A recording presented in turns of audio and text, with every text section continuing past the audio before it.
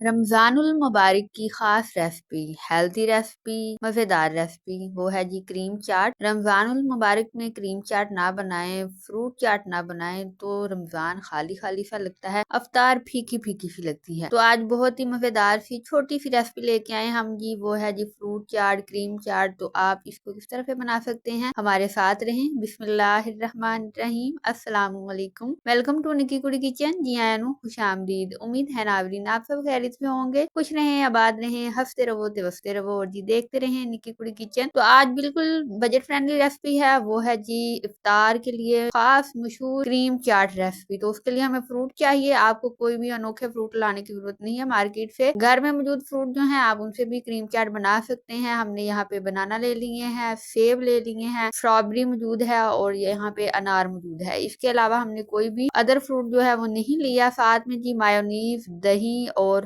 Cream का इस्तेमाल करेंगे। अगर आपके पास ये तीनों चीजें मौजूद नहीं है, खाली दही है या क्रीम है, तो आप इसके साथ भी इसको बना सकते हैं। मायोनीज नहीं भी तो कोई मसला नहीं है, अगर मायोनीज है तो ये दोनों नहीं है तो आप उसके साथ भी बना सकते हैं। तो सबसे पहले जी क्रीम बना के तो इसको फ्रिज में रख देते हैं थोड़ी देर के लिए, ताकि ये थोड़ी सी ठंडी हो जाए। और हमने सबसे पहले ले लिया है दही। एक आपने ले लेना है कप के करीब, थोड़ा सा दही ले लेना है और उसमें आपने चीनी ले लेनी है, उसको ऐड करना है और अच्छी तरह से इसको फेंट लेना है, जिसमें चीनी जो है वो मेल्ट हो जाए। और उसके बाद जी क्रीम जो है वो अलग बर्तन में ऐड कर देनी है। और यहाँ पे 3 से 4 चम्मच आपने मायोनीज के ऐड करने हैं। मायोनीज से ये है थोड़ा टेस्ट जो है ज्यादा अच्छा आ जाएगा, ज्यादा आपको कमर्शियल स्टाइल में क्रीम चाट का टेस्ट जो है वो आएगा, जैसा कि बाजार में मिलती है। बड़े बड़े रेस्टोरेंट्स में जो क्रीम चाट मिलती है उनका यही राज है, उसमें ये तीनों चीजें ऐड करते हैं, दही, क्रीम और मायोनीज। तो हमने चीनी लेके उसको फेंट लिया है। अगर आपके घर में पिसी हुई चीनी मौजूद नहीं है तो आप घर में आम इस्तेमाल होने वाली चीनी जो है उसको लें, दही में अच्छी तरह से फेंटे, उसको मेल्ट करें और इन तीनों चीजों को अच्छी तरह से फेंट के यकजान कर लें। और अच्छी तरह से फेंटने के बाद आप इनको फ्रिज में रख लें और फ्रूट काट लें। फ्रूट जो है वो आप एन वक्त के ऊपर ही काटिएगा, अदरवाइज ये जो सेब है या केला है ये ब्लैक हो जाएंगे। तो आपने 3 से 4 मिनट के लिए फ्रिज में रखना है। उसके बाद यहाँ पे हमने फ्रूट हैं उनको पहले वॉश करना जरूरी है। वॉश करने के बाद अच्छी तरह से आपने क्यूब्स की शक्ल में काट लेना है। और यहाँ पे इसको मैंने पहले काट लिया था और इसका थोड़ा सा कलर जो है वो चेंज हो चुका है। तो यहाँ पे हमने साथ में जी 1 दर्जन पूरा केला मैंने काटा है, 3 से 4 सेब मैंने काट लिए हैं, अनार निकाल के रखा है और स्ट्रॉबेरी को हमने काटा है क्यूब्स की शक्ल में। और यहाँ पे ये पिसी हुई चीनी जो है हम फ्रूट के ऊपर ऐड करेंगे और अच्छी तरह से मिक्स कर लेंगे। तो इसका ये होगा कि ये बहुत मजेदार और जायकेदार हो जाएगी और फ्रूट में जो थिकनेस है वो भी खत्म हो जाएगी। दूसरा ये कि इसमें